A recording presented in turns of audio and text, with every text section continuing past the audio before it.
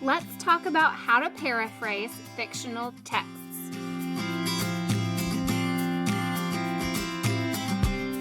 To paraphrase means to put a text in your own words, rewording and rearranging it. Why do we need to paraphrase? We paraphrase to avoid plagiarism or stealing someone else's words and ideas. Paraphrasing is also useful when summarizing a text. We can use the acronym PARA to remember a few tricks for paraphrasing a passage. P. Put the text in your own words. A. Avoid copying the text. R. Rearrange sentences. A. Ask yourself if you included all the important points. This paragraph is taken from the novel The Secret Garden by Frances Hodgson Burnett. She pushed the door open very gently and closed it behind her, and she stood in the corridor and could hear the crying quite plainly, though it was not loud. It was on the other side of the wall, at her left, and a few yards farther on, there was a door. She could see a glimmer of light coming from beneath it. The someone was crying in that room, and it was quite a young someone. Now, let's see how we can use para or PARA to paraphrase the passage. The first letter in our acronym PARA is P for put the text in your own words. In the first sentence, let's replace push the door open very gently with opened the door carefully. Next, we can replace corridor with the synonym hallway. Let's replace hear the crying quite plainly, though it was not loud, with clearly hear crying, even though it was quiet. And we can shorten the last sentence by saying, a child was crying in that room. So you can see, I'm saying basically the same thing, only I put it in my own words. The next letter in our acronym, PARA, is A for avoid copying the text. I need to read through my paraphrase carefully to make sure I'm not copying the author's original words.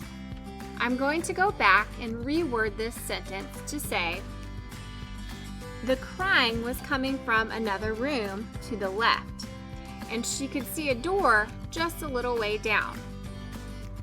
When it's absolutely necessary to use an author's exact words, we can. We just have to include this sentence in quotation marks. We'll talk about that in another lesson.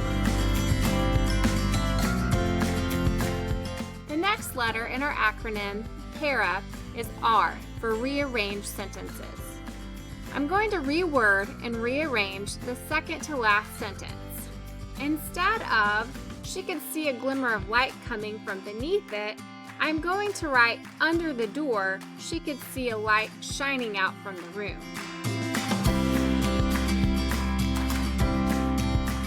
The next letter in our acronym, PARA, is A for ask yourself if you included all the important points. Let's check our paraphrase with the important points in the original text. She opened the door. She closed the door. She heard crying. There was another door in the hallway with light coming out from under it. The crying was coming from a young person in that room. So, when you need to paraphrase the passage, use PARA or PARA to carefully avoid plagiarism, claiming the author's words as your own. Put the text in your own words. Avoid copying the text. Rearrange sentences. Ask yourself if you included all the important points. Some of you may be feeling a little confused between summarizing and paraphrasing, as they are similar. So, what's the difference? Summarizing is shortening. It means to retell a story in your own words, so that it is shorter but still includes the main ideas. Paraphrasing, on the other hand, may lead to a text that is just as long as the original, but it's written using your own words and language. Here's the original passage again from The Secret Garden.